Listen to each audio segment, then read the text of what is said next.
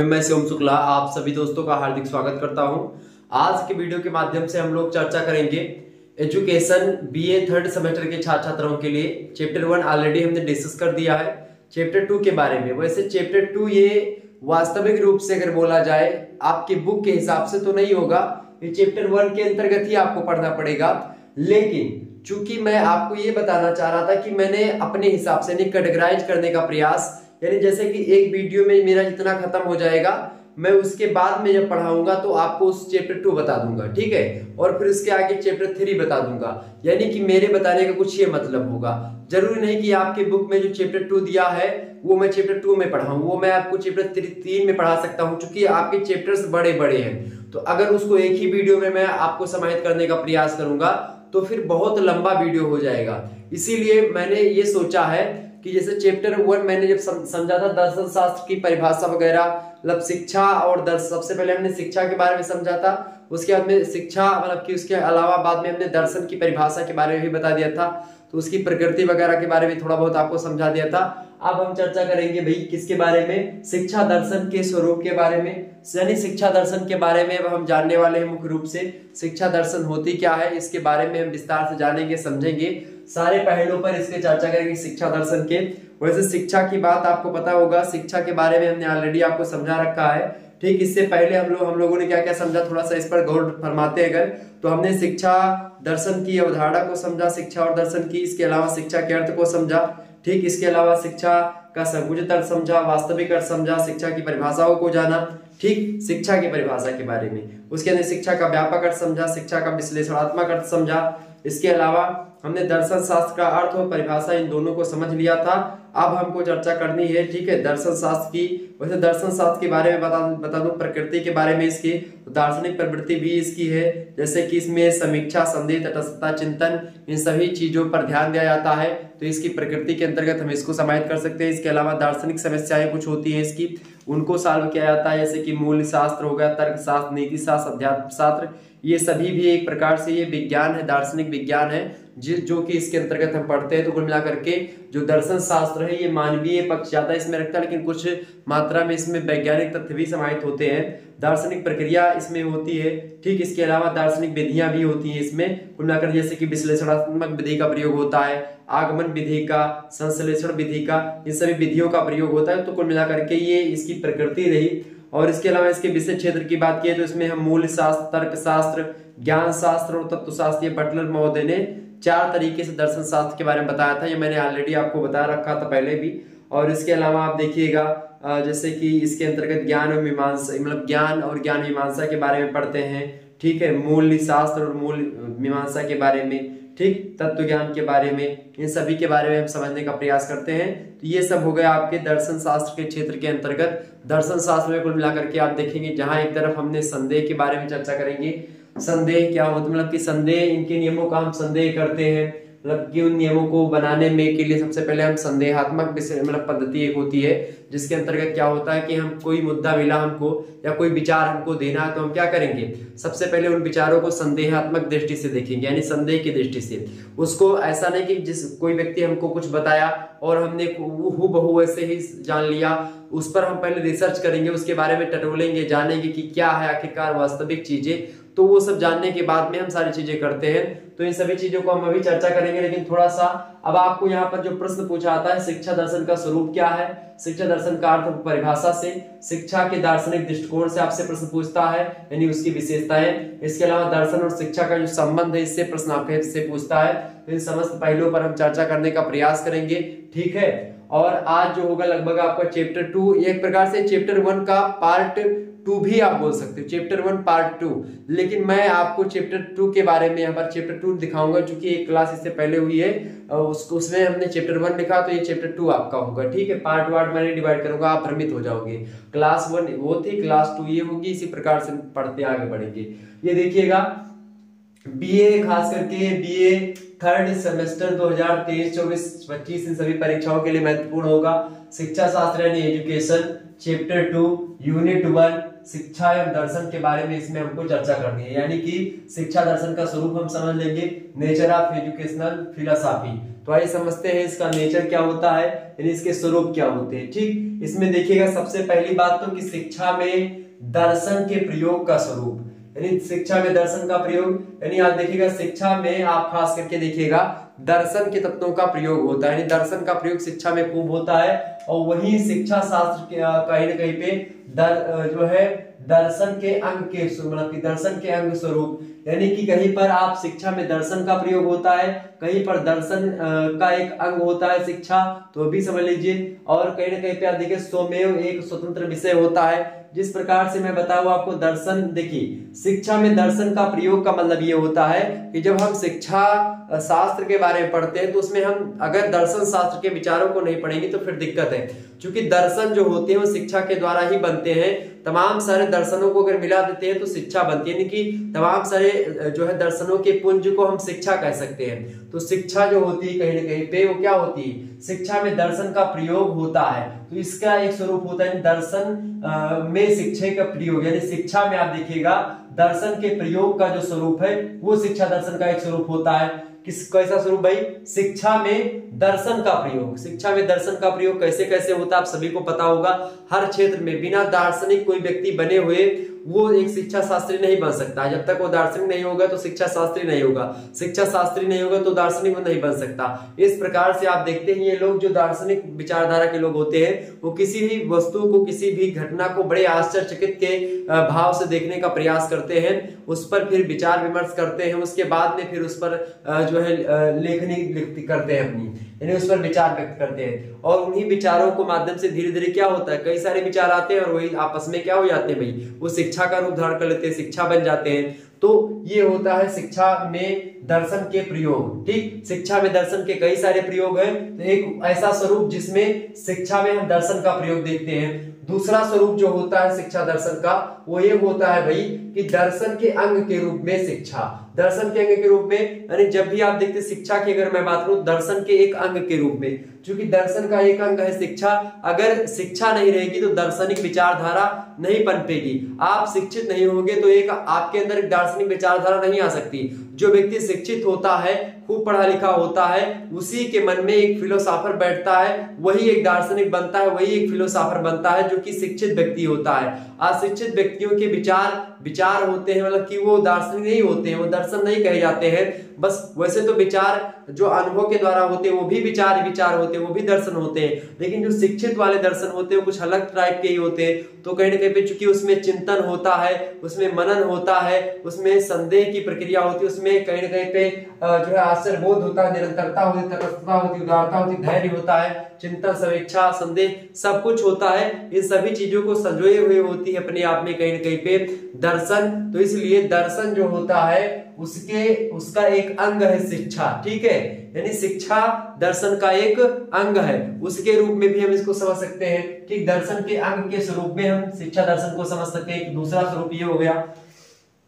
इसके अलावा शिक्षा दर्शन का तीसरा स्वरूप यह है कि स्वमेव एक स्वतंत्र विषय है। आपने देखा होगा कि मैंने जैसे कि बहुत आप लोगों ने पढ़ा होगा फर्स्ट सेमेस्टर में सोशियोलॉजी जब मैं पढ़ा रहा था तो उसमें हमने जो है समाज शास्त्र का अर्थशास्त्र से संबंध बताया था, समाज शास्त्र का मानव शास्त्र से संबंध और रिलेशन यानी कि और डिफरेंस दोनों को बताया था, अंतर और संबंध दोनों को बताया था। इसके अलावा हमने और भी चीजों के रिलेशंस एंड जो है एक प्रकार से डिवीजन के बारे में बताया था, यानी कि उनमें जो डिफरेंस होता है उसके बारे में। तो आपने देखा होगा उसमें खास करके जिस प्रकार से शिक्षा शास्त्र जिस प्रकार समाज शास्त्र और अर्थशास्त्र या समाज शास्त्र और पॉलिटिकल साइंस यानी कि राजनीति विज्ञान एक दूसरे से घनिष्ठ संबंध रखते हैं, लेकिन वो अलग अलग एक विषय के रूप में एक प्रकार से होते हैं और मिला जुला एक कोई सब्जेक्ट वो नहीं बना पाते हैं। जबकि क्या होता है शिक्षा दर्शन की अगर मैं बात करूं, शिक्षा और दर्शन को जब हम मिला देते हैं खास करके एक स्वरूप में, तो शिक्षा दर्शन ये जो शब्द आपको यहाँ पर लिखाई पड़ रहा है शिक्षा दर्शन, एजुकेशनल साइकोलॉजी, एजुकेशनल साइकोलॉजी जो है ये अपने आप में एक सब्जेक्ट बन जाता है। क्या बन जाता है भाई, अपने आप में एक सब्जेक्ट बन जाता है एजुकेशनल साइकोलॉजी। अर्थात जिस प्रकार से शिक्षा मतलब कि समाज शास्त्र और अर्थशास्त्र या समाज शास्त्र या राजनीति शास्त्र आपस में एक सब्जेक्ट मिल तो जाते, संबंध तो होता है, लेकिन वो अलग अलग अस्तित्व उनका बहुत ज्यादा है। लेकिन जब शिक्षा और दर्शन आपस में मिल जाते हैं तो अपने आप में एक सब्जेक्ट का निर्माण हो जाता है, अपने आप में एक स्वतंत्र विषय के रूप में हमारे समक्ष आते हैं। इसीलिए इसका तीसरा स्वरूप ये होता है कि स्वमेव एक स्वतंत्र विषय का स्वरूप होते हैं। क्या? स्वमेव, यानी कि शिक्षा और दर्शन को मिला लेंगे तो एक जो है नए सब्जेक्ट का, एक नए विषय का उदय होता है, जिसको हम शिक्षा दर्शन बोल सकते हैं। यानी एक ऐसा स्वरूप होता है इसका, ठीक है, किसका? शिक्षा दर्शन का। यानी शिक्षा दर्शन अपने आप में दोनों को अगर मिला ले, शिक्षा को भी और दर्शन को भी, तो एक नए विषय की उत्पत्ति हो सकती है। इस प्रकार का घनिष्ठ संबंध शिक्षा और दर्शन में पाया जाता है। यानी शिक्षा और दर्शन एक ही सिक्के के दो पहलू है, ये बात आप ध्यान रखिएगा। ओके, ये क्लियर हुई बातें। इसके अलावा शिक्षा शास्त्र के अंग के स्वरूप, शिक्षा शास्त्र के अंग की बात की जाए, शिक्षा शास्त्र की अगर मैं बात करूं तो शिक्षा शास्त्र का एक अंग है क्या? शिक्षा दर्शन। चूंकि आप यहाँ पर शिक्षा दर्शन तो पढ़ नहीं रहे हैं, हम यहाँ पर शिक्षा शास्त्र पढ़ रहे हैं ना। आपने शिक्षा शास्त्र लिया हुआ है, आप शिक्षा शास्त्र से बीए करना चाहते हैं, लेकिन फिर हम शिक्षा दर्शन क्यों पढ़ रहे हैं? इसलिए पढ़ रहे हैं क्योंकि शिक्षा शास्त्र का एक अंग है क्या? दर्शन। दर्शन जहां पर एक शिक्षा शास्त्र का एक अंग है, वही दर्शन का एक अंग है क्या?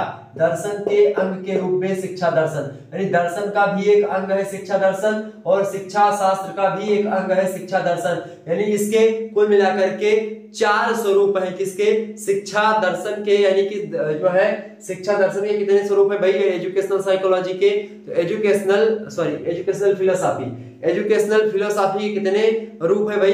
एजुकेशनल फिलोसॉफी की खास करके बात की है तो 4 स्वरूप है। कौन कौन से? पहला स्वरूप है शिक्षा में दर्शन का के प्रयोग वाला स्वरूप, दूसरा स्वरूप है दर्शन के अंग वाला स्वरूप, यानी कि शिक्षा जो है वो दर्शन का अंग है, और एक तीसरा स्वरूप की शिक्षा शास्त्र का एक अंग है शिक्षा दर्शन। ठीक, ये बात ध्यान रखिएगा।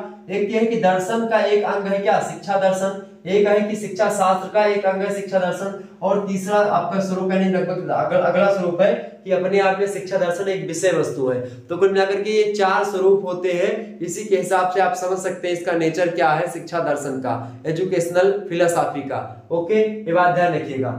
जिस प्रकार से एजुकेशन और मनोविज्ञान का संबंध होता है, शिक्षा मनोविज्ञान का संबंध होता है, उससे कहीं ज्यादा संबंध होता है एजुकेशनल जो है फिलोसॉफी का। एजुकेशनल फिलोसॉफी थोड़ा सा आप देखिएगा ज्यादा संबंध रखती है, वही एजुकेशनल साइकोलॉजी मतलब उतना ज्यादा संबंध नहीं है, लेकिन फिर भी एजुकेशनल साइकोलॉजी का भी अपना एक संबंध है, उसका भी एक प्रकार से जटिलतम संबंध है, अधिकतम मतलब कि अधिकतम संबंध है, अच्छा संबंध है। लेकिन आप देखिएगा जो फिलोसॉफी होती है और शिक्षा होती है, यानी कि एजुकेशन होता है, इसका और ज्यादा गहरा नाता है। ठीक, ये बात क्लियर हो गई आपकी। यानी यहाँ तक आपने शिक्षा दर्शन के स्वरूप के को विस्तार से जान लिया, समझ लिया। आगे बढ़ते हैं और भी पॉइंट्स को हम समझने का प्रयास करते हैं। अगला पॉइंट है शिक्षा दर्शन का अर्थ और परिभाषा। शिक्षा दर्शन के अर्थ की अगर मैं बात करूं तो शिक्षा दर्शन के अर्थ की खास करके अगर बात की जाए तो कई सारे अर्थ इसके निकलते हैं। जैसे कि आप देखिएगा शिक्षा दर्शन जो होता है, आपको खास करके बताऊं कि कनिंघम महोदय कहते हैं कि प्रथम जो होता है शिक्षा दर्शन का अर्थ स्पष्ट करते हुए कनिंघम महोदय कहते हैं, क्या कहते हैं? कहते हैं कि जो है प्रथम दर्शन सभी चीजों का विज्ञान होता है, और इसीलिए शिक्षा दर्शन की या शिक्षा दर्शन शिक्षा की समस्याओं को सभी मुख्य पहलुओं में देखता है। दूसरे स्थान में अगर बात की जाए तो दर्शन सभी वस्तुओं को उनके अंतिम तर्कों व कारणों के जरिए जानने का विज्ञान होता है, और इसीलिए भी शिक्षा दर्शन शिक्षा के क्षेत्र में की गई एक गहनतम समस्याओं का संपूर्ण रूप से अध्ययन होता है। कुल मिलाकर के आप देखिएगा शिक्षा विज्ञान के लिए उन समस्याओं को अध्ययन करने के लिए छोड़ देता है। जैसे कि अगर बात की है छात्रों की योग्यता का मापन करने की जो समस्या होती है वो खास करके शिक्षा दर्शन के तहत ही होती है, ये बात आप ध्यान रखिएगा। कुल मिलाकर के शिक्षा दर्शन जो होता है ये अपने आप में क्या है? शिक्षा दर्शन जो है ये अपने आप में एक व्यवस्था है, एक ऐसी व्यवस्था, एक ऐसी चीज। शिक्षा दर्शन 2 शब्दों से मिलकर के बनता है। शिक्षा शास्त्र 2 अर्थ समझिए। शिक्षा शास्त्र कितने शब्दों से मिलकर के बना भाई? शिक्षा शास्त्र 2 शब्दों से मिलकर के बना है। एक तो हो गया आपका एजुकेशन और दूसरा होता है फिलोसॉफी। फिलोसॉफी 2 शब्दों से मिलकर फिलोस और सॉफिया मैंने बताया था। शिक्षा का अर्थ हमने ऑलरेडी आपको बताया था एडुकेयर या एजुकेयर। ठीक, तो ये दोनों को अगर अलग अलग अर्थों को मिला दीजिएगा तो यानी शिक्षा दर्शन जो होते हैं इसका अर्थ आपको निकल आएगा। ठीक, इसकी परिभाषा अगर हम समझे तो शिक्षा दर्शन की परिभाषा को देते हुए हेंडरसन महोदय कहते हैं कि शिक्षा दर्शन शिक्षा की समस्याओं में दर्शन का प्रयोग होता है। किसमें? शिक्षा की समस्याओं में दर्शन का प्रयोग किया जाए तो वही होता है शिक्षा दर्शन। शिक्षा में बहुत सारी समस्याएं होती हैं, तो शिक्षा दर्शन क्या है? शिक्षा दर्शन वही है, शिक्षा की समस्याओं में दर्शन का प्रयोग करना या प्रयोग होना ही शिक्षा दर्शन कहलाता है। ठीक, दूसरी परिभाषा आती किसकी भाई? किलपैट्रिक की। किलपैट्रिक महोदय परिभाषा देते हैं। किलपैट्रिक महोदय क्या परिभाषा देते हैं शिक्षा दर्शन की? ये कहते हैं कि शिक्षा दर्शन विद्यालय के लोगों को उद्देश्यों की प्राप्ति तथा इससे भी उच्च उद्देश्यों की तैयारी के लिए, क्या कहते हैं कि शिक्षा दर्शन विद्यालय के लोगों को उद्देश्यों की प्राप्ति तथा इससे भी उच्च उद्देश्यों की तैयारी के लिए, ठीक है, आवश्यक शिक्षा की कार्यविधियां ज्ञात कराता है। क्या करवाता है? विद्यालय के लोगों को शिक्षा दर्शन क्या करते हैं? विद्यालय के लोगों को, यहाँ पर ध्यान दीजिए, विद्यालय के लोगों को उद्देश्यों की प्राप्ति, यानी जो उनका उद्देश्य होता है उसकी उद्देश्यों की प्राप्ति करवाता है। इसके अलावा इससे भी उच्च उद्देश्य, जो भी इससे उच्च उद्देश्य होते हैं, विद्यालय के लोगों से परे उद्देश्य होते हैं, उनसे ज्यादा ऊंचे हुए उद्देश्य होते हैं, उनकी तैयारी के लिए भी क्या करता है? आवश्यक शिक्षा की कार्यविधियां ज्ञात करवाता है कि आखिरकार आवश्यक शिक्षा की क्या क्या कार्यविधियां हैं, क्या क्या कार्य का मेथड है, क्या वर्क मेथड है, उस सभी को बताने का प्रयास शिक्षा दर्शन करता है। तो कुल मिलाकर के शिक्षा दर्शन न केवल शिक्षा की समस्याओं को समाधान करने हेतु है, या आज के भौतिक परिवेश की मैं बात करूं या आज के समय की बात करूं तो आज वर्तमान में शिक्षा दर्शन काफी हद तक जो है प्रासंगिक भी है और वैल्यूएबल भी है।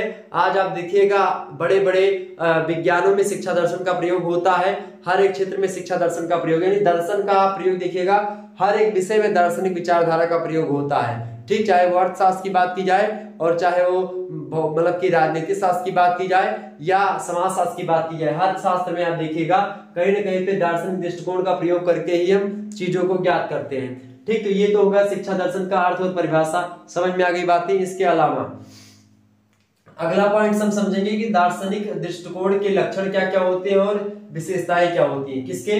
शिक्षा के दार्शनिक दृष्टिकोण जो होते हैं, क्योंकि शिक्षा के कई सारे दार्शनिक दृष्टिकोण होते हैं और खास करके कहते हैं ना कि एक सामाजिक दृष्टिकोण, राजनीतिक दृष्टिकोण, धार्मिक दृष्टिकोण, तो ये समाज जो है खास करके जो है दार्शनिक दृष्टिकोण क्या होता है, दार्शनिक दृष्टिकोण किसे कहते हैं। तो देखिएगा यहाँ पर सबसे पहली बात है आपका यहाँ पर संदेह। संदेह के बारे में क्या बताया मैं? संदेह किसे कहते हैं भाई? संदेह मतलब होता है कि जब भी कोई मुद्दा हमको मिलता है, कोई विचार मिलता है, तो उन विचारों को हम हूबहू अपने अंदर नहीं ग्रहण कर लेते हैं। ये क्या है? एक लक्षण है, विशेषता है कि संदेहात्मक विशेषता होती है शिक्षा मतलब दार्शनिक दृष्टिकोण के अंतर्गत। जैसे कि अगर मैं बात करूं आपसे, कोई मुद्दा मिला हमको, कोई विचार मिला, तो उन विचारों पर या कोई टॉपिक्स है तो उस टॉपिक्स पर हम ऐसे नहीं बोल देंगे या ऐसे नहीं कुछ कर देंगे। सबसे पहले उसमें हम चिंतन करेंगे, उसके बारे में सोचे समझेंगे, सारी बातों को टटोलेंगे, क्या वो सही है, तथ्यात्मक जानकारी है या नहीं है, सत्य है या नहीं है। मात्र आदर्शों पर और जो पुरानी पीढ़ी मतलब की जो परंपराएं हैं, रीति रिवाज है, पूर्वाग्रह है,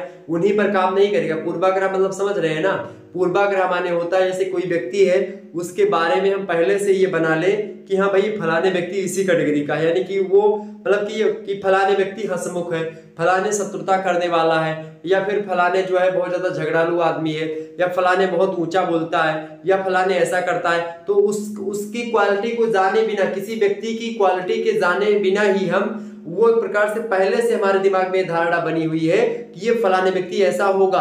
तो ये धारणा जो बना दी जाती है पहले से, यानी उससे मतलब हम नहीं जानते कि आप कैसे हो, लेकिन आपके बारे में अगर मैं सोच लूं फर्जी यहीं से बैठे बैठे कि आप लोग ऐसे हो, आप लोग वैसे हो, तो ये मेरी पूर्वाग्रह हो जाएगी। यानी पूर्वाग्रह यानी मैं आपसे मिलने से पहले आपके व्यक्तित्व के बारे में अपने ज्ञान के हिसाब से, अपनी क्षमता के हिसाब से, या मेरे अंदर जो भी शैली है उसके हिसाब से मैं ये पता लगा लूं कि ये फलाने व्यक्ति है जो मुझे देख रहा है या जो मुझसे पढ़ रहा है वो क्या है, उसके बारे में पहले से बिना कुछ जाने हुए बस अपने विचारों के माध्यम से मैं सामने वाले के जो है एक प्रकार से चरित्र के बारे में अगर अंदाजा लगाऊं या उसके बारे में दिमाग लगा लूं कि हाँ ये ऐसे होगा, तो वो चीज होता है आपका पूर्वाग्रह। तो ये सब बनाने से पहले हमको उसमें संदेह होता है, सबसे पहले चेक किया जाता है कि हाँ कैसे कैसे क्या करना है, यानी संदेहात्मक दृष्टि से गुजरते हैं हम। हर एक पहलुओं को संदेह की दृष्टि से इसमें देखते हैं। दार्शनिक दृष्टिकोण यही करता है कि किसी परंपराओं कहने सुनने पर विश्वास नहीं करता है, ये उसकी खोज करता है और जब खोज का अन्वेषण करता है, अवलोकन करता है, उसके बाद में सारी चीजों को बताता है। तो इसमें ये चीज होती है। इसके अलावा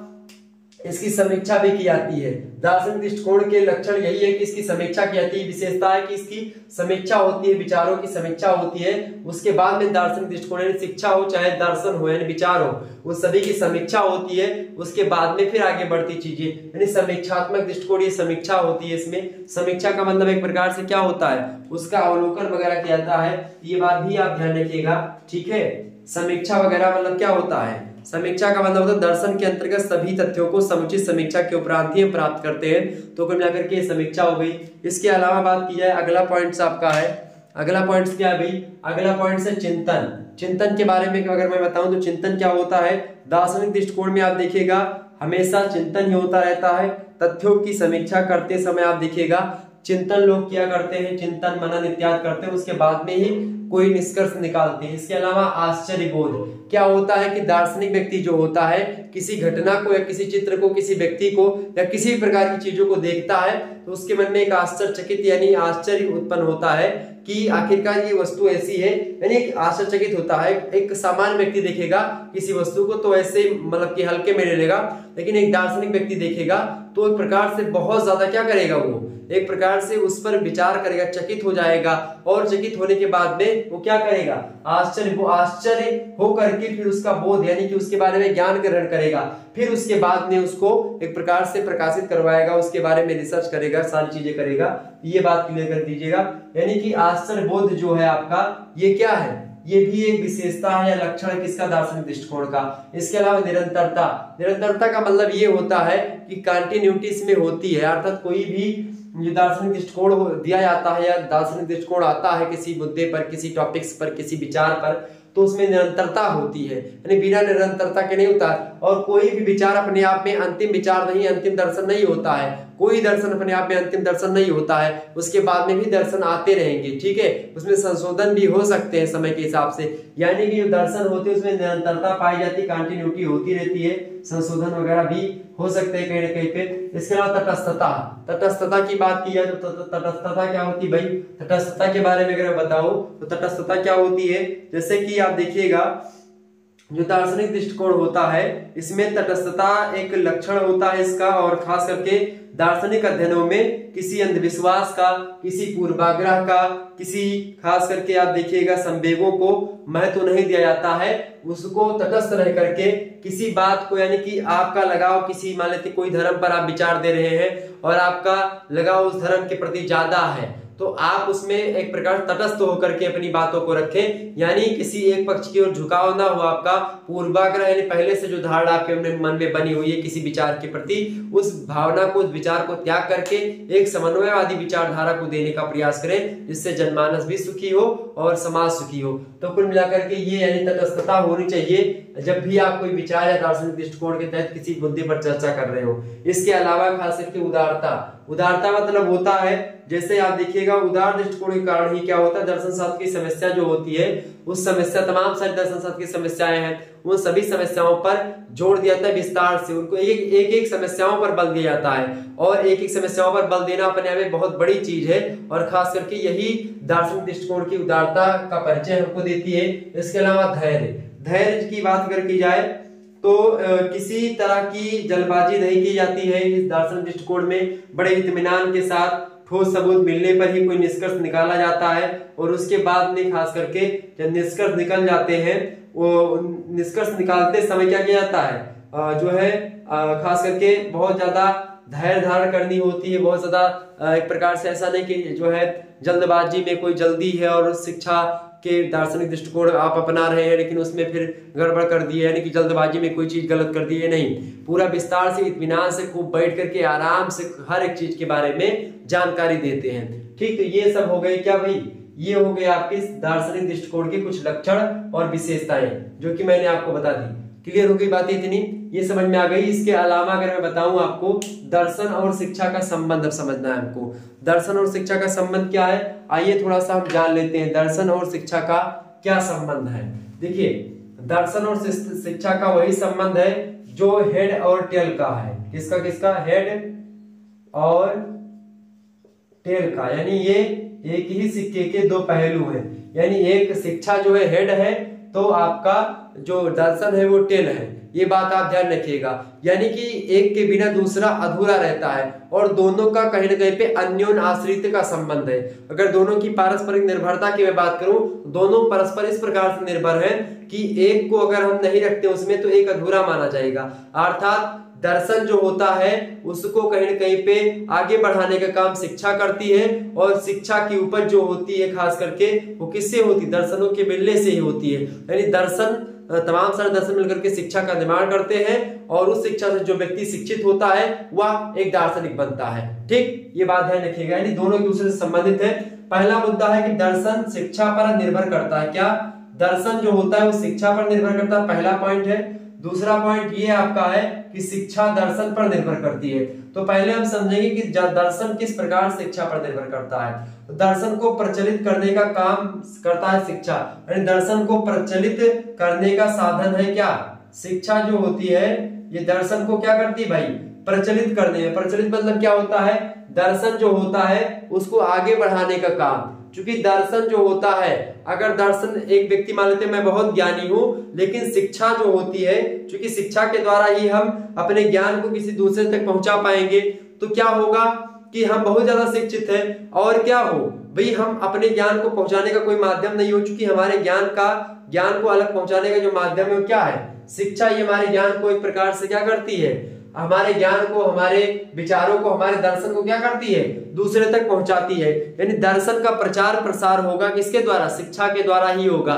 शिक्षा के द्वारा ही दर्शन का प्रसार होता है, दर्शन का व्यापक स्तर पर प्रसार होता है, यानी कि शिक्षा बढ़ती है। ठीक, दर्शन को प्रचलित करने का साधन है क्या, शिक्षा। इसके अलावा शिक्षा जो होती है दर्शन के परीक्षक के रूप में कार्य करती है। परीक्षक के रूप में मतलब क्या होता है कि शिक्षा जो होती है ये दर्शन के एक परीक्षक के रूप में कार्य करती है। परीक्षक मतलब समझ रहे हैं, यानी एक परीक्षा लेती है।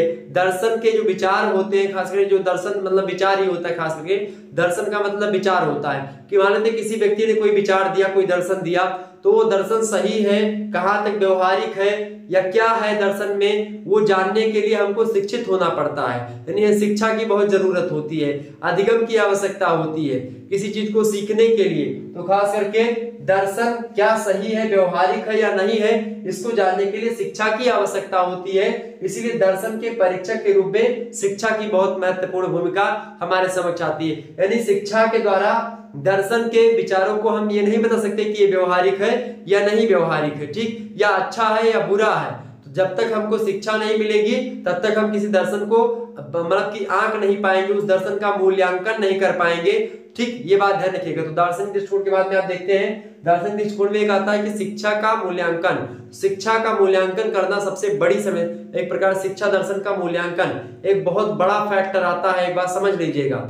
ठीक है, क्योंकि मूल्यांकन एक ऐसी विधि होती है जिसके माध्यम से हम यह पता लगा पाते हैं कि कितने पानी में कोई व्यक्ति है।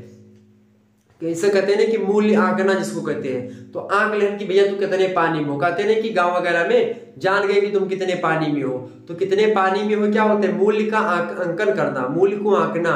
ठीक, तो वही काम यहाँ पर देखिएगा, शिक्षा दर्शन के परीक्षक के रूप में क्या होती है, कार्य करती है। इसके अलावा शिक्षा क्या करती है, दर्शन का गत्यात्मक पहलू है। क्या है, गत्यात्मक पहलू, यानी शिक्षा के द्वारा दर्शन का क्या होता है, विकास होता है। गत्यात्मक मतलब क्या होता है, विकास होना एक प्रकार से। ठीक है, यानी शिक्षा दर्शन का क्या है, गत्यात्मक पहलू एक प्रकार से। गत्यात्मक पहलू मतलब कि शिक्षा के द्वारा दर्शन का क्या होता है, विकास होता है। यानी बिना शिक्षा के दर्शन का विकास संभव नहीं है, ये बात ध्यान रखिएगा।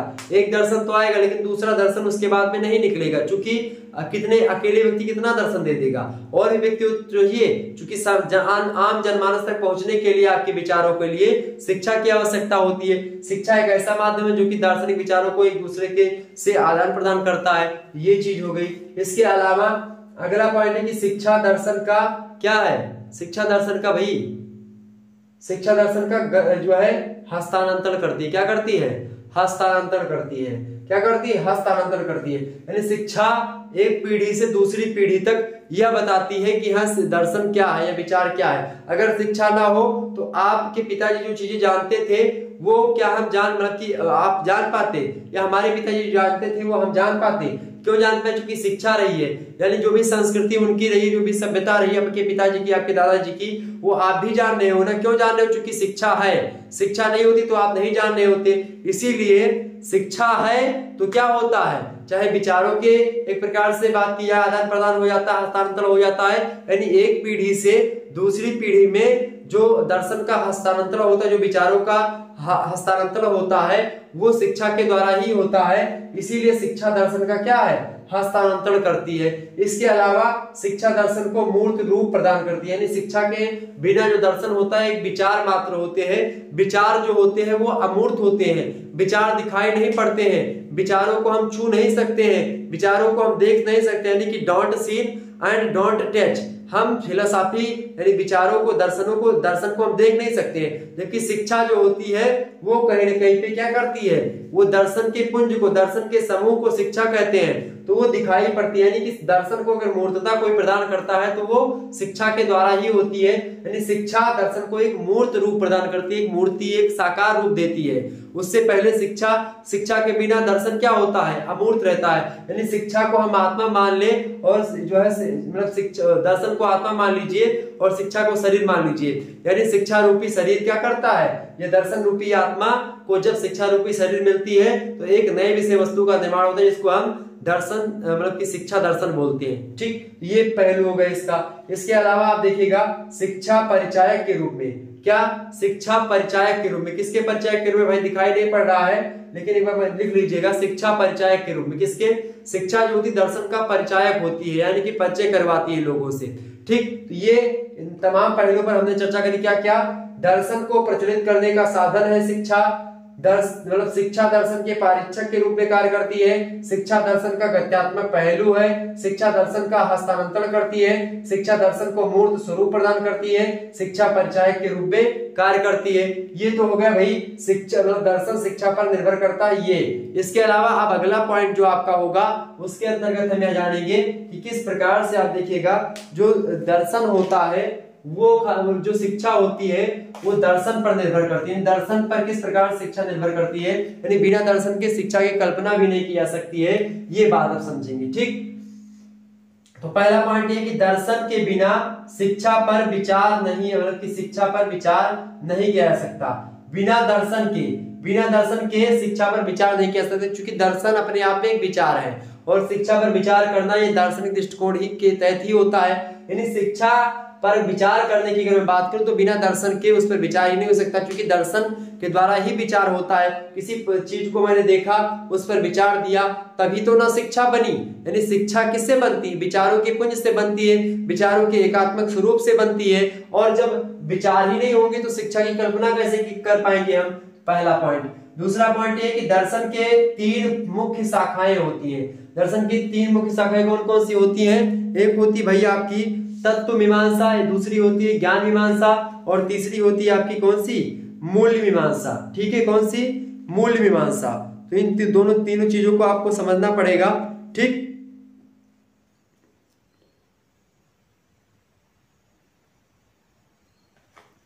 कौन कौन सी चीजें हैं? दर्शन के 3 मुख्य शाखाएं हैं और उन तीनों शाखाओं से संबंध किसका? शिक्षा का। यानी आप देखिएगा शिक्षा का विकास जो होता है या शिक्षा में जिन चीजों का महत्व होता है, तत्व मीमांसा की, ज्ञान मीमांसा की और मूल्य मीमांसा की। आपने देखा होगा खास करके शिक्षा की अगर मैं बात करूं तो शिक्षा में खास करके तत्व मीमांसा जो होती है, खास करके तत्व मीमांसा क्या करती है भाई? तत्व मीमांसा जो आपकी होती है, तत्व मीमांसा क्या करती है बताइएगा? तत्व मीमांसा जो होती है व्यक्ति को महत्वपूर्ण तत्व अथवा भगवान की खोज करने पर बल देता है। इस प्रकार आप देखिएगा लक्ष्य की पूर्ति के लिए शिक्षा में धर्म को मौजूद किया गया है। इसी विचार ने धार्मिक शिक्षा और आध्यात्मिक शिक्षा के विकास को बल दिया है। तत्व मीमांसा के द्वारा ही आध्यात्मिक शिक्षा और धार्मिक शिक्षा का विकास हुआ है। ये बात हो गई। दूसरी बात है तत्व मतलब ज्ञान मीमांसा। ज्ञान मीमांसा जो होती है इसकी अगर मैं बात करूं तो ज्ञान मीमांसा की खास करके अगर बात की जाए तो ज्ञान मीमांसा जो होती है ये दर्शन की वह शाखा होती है जो कि क्या करती है, जो कि ज्ञान से संबंध रखती है और ज्ञान से संबंधित जो भी समस्याएं होती है उनका समाधान करती है। जैसे कि शिक्षक हेतु मतलब कि जो है शिक्षक के लिए इसको समझना जरूरी होता है, किसको, ज्ञान मीमांसा को। क्योंकि अगर शिक्षक के पास ज्ञान नहीं है तो अच्छे तरीके से वो बच्चे को पढ़ा भी नहीं पाएगा। तो शिक्षक को यह जानना जरूरी है कि ज्ञान क्या है, किस तरह का ज्ञान सार्थक होता है और किस तरह का ज्ञान उपयोगी होता है, उसको किस प्रकार से मिलना चाहिए, किस प्रकार से लोगों को बांटना चाहिए ज्ञान को, ये चीजें जानना चाहिए किसको, एक शिक्षक को। और इसीलिए खास करके ये शिक्षा शास्त्र के लिए बहुत महत्वपूर्ण हो जाता है, क्या, ज्ञान का होना। ठीक, इसके अलावा अगर बात की जाए मूल्य की मीमांसा, तो मूल्य क्या होता है भाई, आपको पता होगा मूल्य की खास करके। तो मूल्य मीमांसा की अगर मैं बात करूं तो उसमें शिक्षा के तीनों पक्ष जो है होते हैं वो आ जाते हैं। जैसे तीन पक्ष शिक्षा के कौन से होते हैं, सौंदर्य, तर्क और मूल्य। शिक्षा के तीन पहलू होते हैं, तर्क, सौंदर्य और मूल्य। तो तर्क और सौंदर्य और मूल्य जो होते हैं खास करके, इसमें बात की जाए तो मानव निर्माण और चरित्र निर्माण का उद्देश्य होता है शिक्षा। इसीलिए मूल्यवान, सौंदर्य तथा सत्य से परिपूर्ण तर्क के पाठ्यक्रम को शिक्षा में समाहित किया जाता है कि तर्क से सहित पाठ्यक्रम बने, सत्य से परिपूर्ण हो पाठ्यक्रम और सौंदर्य भी हो आपके पाठ्यक्रम में। इन तीनों चीजों का समावेश होगा तभी शिक्षा अच्छे तरीके से हो पाएगी। इसीलिए मूल्य मीमांसा बहुत जरूरी होता है कि सबसे पहले हमको मूल्य का अंकन कर ले कि हमको जो पढ़ना है वो सही है या गलत है या अच्छा है या बुरा है, इसको पहले आंक ले।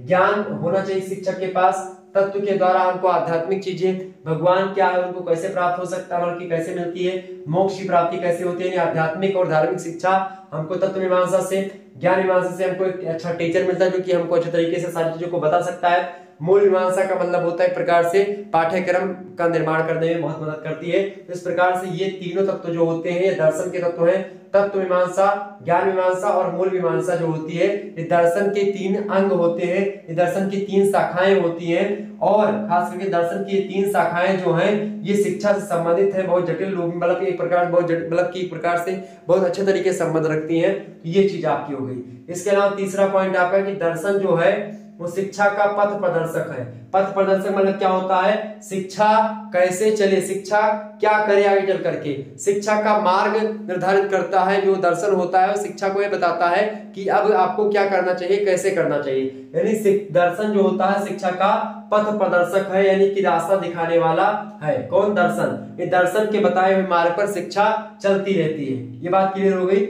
इसके अलावा अगला पॉइंट है सभी दार्शनिक क्या होते हैं, शिक्षा शास्त्री होते हैं। यानी सभी दार्शनिक जो है वो शिक्षा शास्त्री हुए हैं, यानी बिना दर्शन के शिक्षा शास्त्री बनना भी कठिन है। यानी दर्शन जब तक आप नहीं जानेंगे, पहले शिक्षा शास्त्री बनने के लिए आपको एक दार्शनिक बनना परम आवश्यक है। यानी जब भी आप किसी चीज को देखेंगे तो आपके मन में अगर विचार नहीं उत्पन्न होते उसके प्रति तो आप अच्छे तरीके से एक्सप्लेन नहीं कर पाएंगे। ठीक, तो यानी कि सभी दार्शनिक शिक्षा शास्त्री हुए हैं अभी तक, ये बात भी ध्यान रखिएगा। इसके अलावा अगला पॉइंट आपका क्या लिखेंगे एग्जाम्स में, क्या भाई, कि आधुनिक दर्शनों, आप आधुनिक दर्शनों की अगर बात करें तो शिक्षा पर प्रभाव उसका बहुत अधिक मात्रा में पड़ा है। आधुनिक दर्शनों में क्या क्या आता है, जैसे कि आधुनिक दर्शन में खास करके आप देखिएगा कई सारे पहलुओं पर हम चर्चा करेंगे आधुनिक चीजों में। ठीक है, इसमें आपने देखा होगा जैसे कि खास करके आधुनिक जो विषय रहे, आधुनिक दर्शन रहे हैं, उन पर शिक्षा का प्रभाव देखिएगा तो मनोविज्ञान, अर्थशास्त्र, भौतिक विज्ञान और यांत्रिकी के तथ्यों का 19वीं सदी से ज्यादा प्रभाव देखने को मिला है। और इसी से साथ आप देखिएगा मनुष्य के अस्तित्व हेतु आप देखिएगा संघर्ष, और इसके अलावा बौद्धिकवाद, तर्क, ये सभी में आप देखिएगा आस्था के सिद्धांतों को नव डार्विनवादियों द्वारा स्वीकृत दी जाने लगी। और धीरे धीरे क्या हुआ कि मानववाद को बढ़ावा मिलने लगा, शिक्षा का कंप्यूटरीकरण हो गया। और आप देखिएगा धीरे धीरे क्या हो रहा है, विज्ञान और अध्यात्मवाद को मिलाने का प्रयास किया जा रहा है इस शिक्षा के माध्यम से। तो कुल मिलाकर के आप देखिएगा शिक्षा जो है आपकी, शिक्षा क्या है, यानी सभी दार्शनिक आधुनिक दर्शन जो है वो शिक्षा पर प्रभाव डालते हैं। आधुनिक दर्शन जो होते हैं वो शिक्षा में आप देखिएगा जहां पर विज्ञान और अध्यात्म को मिलाने का प्रयास किया जाता है, वो आधुनिक दर्शन जो होते हैं ये ऐसा विचार करते हैं कि अध्यात्म जो है उसकी व्याख्या नहीं की जा सकती है, विज्ञान की व्याख्या की जा सकती है और विज्ञान की उत्पत्ति जो हुई है ये दर्शन मतलब कि विज्ञान की उत्पत्ति अध्यात्म से हुई है, ये भी लोग मानने को तैयार है, कुछ विद्वान मानते हैं। तो कुल मिलाकर के आधुनिक दर्शन जो है उसका बहुत ज्यादा प्रभाव पड़ता है भूगोल पर, अर्थशास्त्र पर, राजनीति विज्ञान पर, इन सभी पर प्रभाव पड़ता है, ये बात ध्यान रखिएगा। इसके अलावा दर्शन के माध्यम से अंतिम प्रश्नों के उत्तर की प्राप्ति होती है। किसके? अंतिम प्रश्नों के उत्तर की प्राप्ति होती है दर्शन के माध्यम से। अंतिम प्रश्न का मतलब क्या है यहाँ पर? अंतिम प्रश्न का मतलब है, इस बात को लेकर के जो है बर्ट्रैंड रसल कहते हैं कि शिक्षा के अंतिम प्रश्नों का उत्तर देने का प्रयास ही दर्शन है, यानी the efforts of provide answers to the ultimate जो है essence of education is philosophy. रास कहते हैं कि वे सभी लोग जो सत्यता तथा साहस से उपयुक्त प्रश्नों का उत्तर देने का प्रयास करते हैं एवं जिनके उत्तरों में कुछ सुसंगति तर्कबद्धता होती है, वे दार्शनिक होते हैं। वे चाहे भौतिकवादी हो, चाहे धर्मशास्त्री हो, चाहे अज्ञेयवादी हो, यानी वो किसी प्रकार के व्यक्ति हो, लेकिन वो दर्शन के माध्यम से क्या करते हैं? वो अंतिम प्रश्नों के उत्तर की प्राप्ति करते हैं। यानी कि दर्शन जो होता है ये अंतिम प्रश्नों के उत्तर की प्राप्ति करने में शिक्षा की मदद करता है, ये बात ध्यान रखिएगा।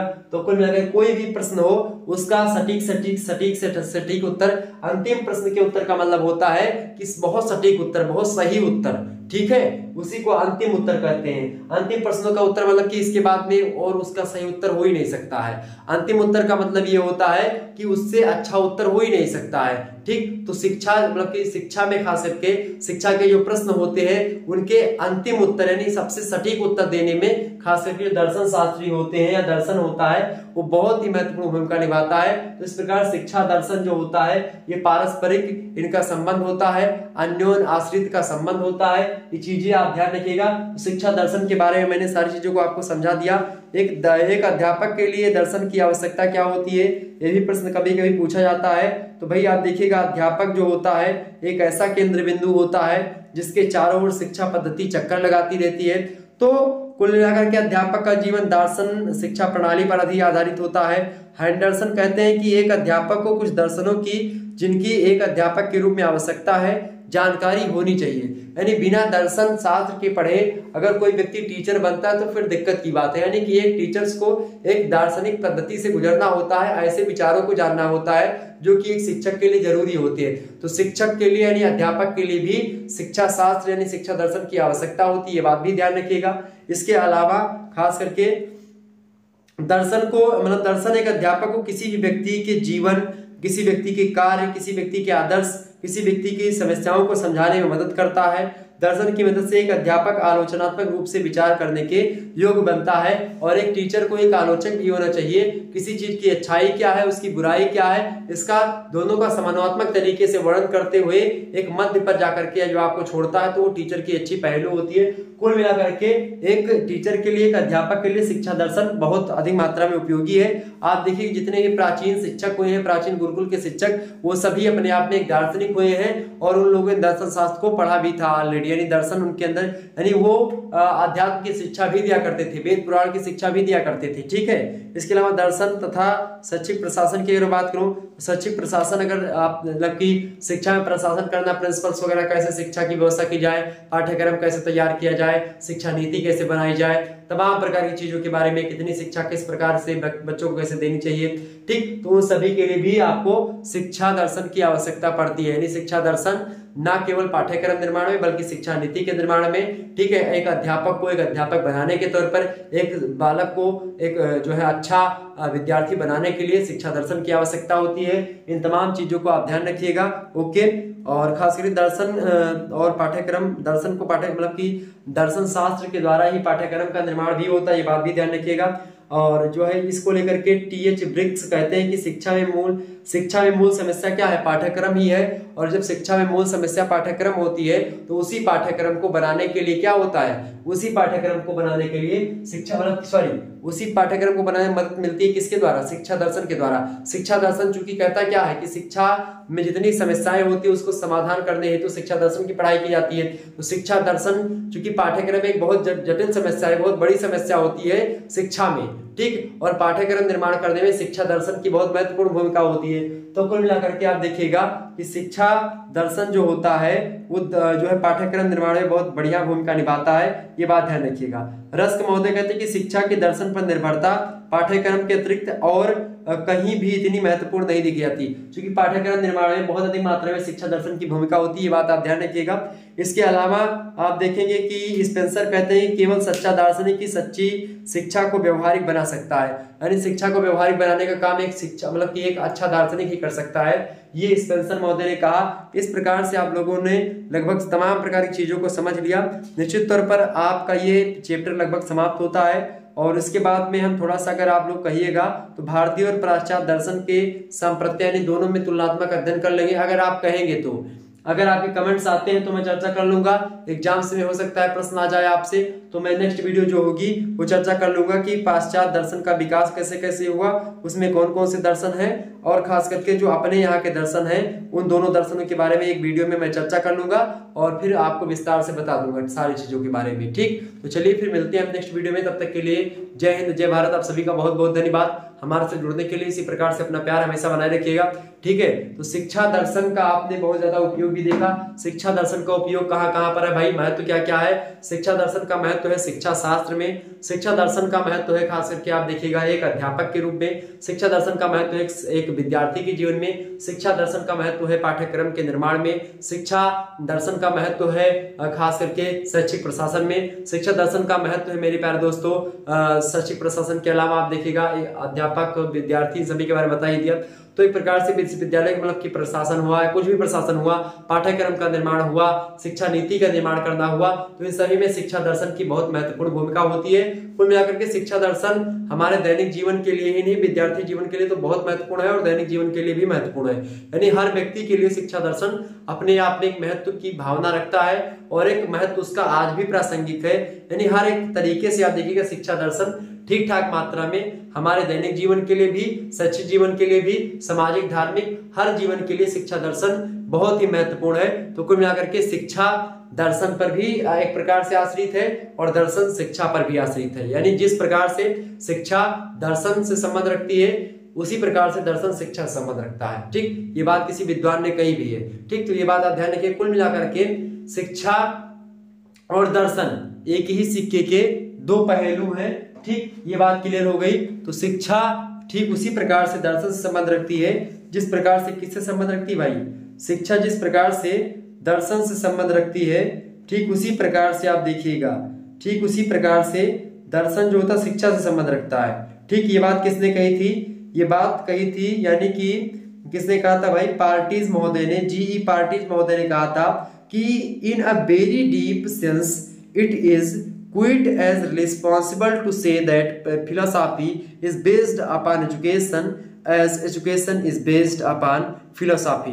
यानी कि अत्यंत गंभीर अर्थों में या अर्थ में यह कहना बिल्कुल उचित है कि जिस प्रकार शिक्षा दर्शन पर आधारित है उसी प्रकार दर्शन शिक्षा पर आधारित है। ये बात किसने कही थी, ये बात कही थी मेरे भाई, किसने कही थी, जीई पार्टीज महोदय ने ये बात कही थी। ये बात आप ध्यान रखिएगा, एग्जाम पॉइंट ऑफ व्यू से बढ़िया कथन है। इसके अलावा जॉन ड्यूबी ने कहा था कि दर्शन अपने सामान्यतम रूपों में शिक्षा का सिद्धांत है। क्या, यानी कि philosophy is the theory of education in its most general faces. यानी कि दर्शन जो है अपने सामान्यतम रूपों में शिक्षा का सिद्धांत है। इसके अलावा फिक्टे महोदय ने कहा था कि दर्शन के बिना शिक्षा में कभी पूर्णता नहीं आ सकती है। क्या, दर्शन के बिना शिक्षा में कभी पूर्णता नहीं आ सकती है, यानी कि शिक्षा जो है वो अधूरी है बिना दर्शन के। आप मान करके चलिए दर्शन भी अधूरा है बिना शिक्षा के। यानी जिस प्रकार से शिक्षा दर्शन संबंधित है उसी प्रकार से दर्शन शिक्षा से, दोनों का पारस्परिक संबंध है, दोनों का अन्योन्य आश्रित का संबंध है। ये बात ध्यान रखिएगा। अन्योन्य आश्रित का मतलब होता है कि जो है जितना संबंध दर्शन का शिक्षा से उतना संबंध शिक्षा का दर्शन से, यानी दोनों बराबर संबंध रखते हैं। इस प्रकार शिक्षा दर्शन के बारे में आज आप लोगों ने बहुत सारी चीजों को जाना, समझा, परखा। अब मिलेंगे हम नेक्स्ट वीडियो में, तब तक के लिए जय हिंद, जय भारत। आप सभी का बहुत बहुत धन्यवाद हमारे से जुड़ने के लिए। इसी प्रकार से अपना प्यार बनाए रखिएगा। Good night, I love you. Okay, चलिए, धन्यवाद।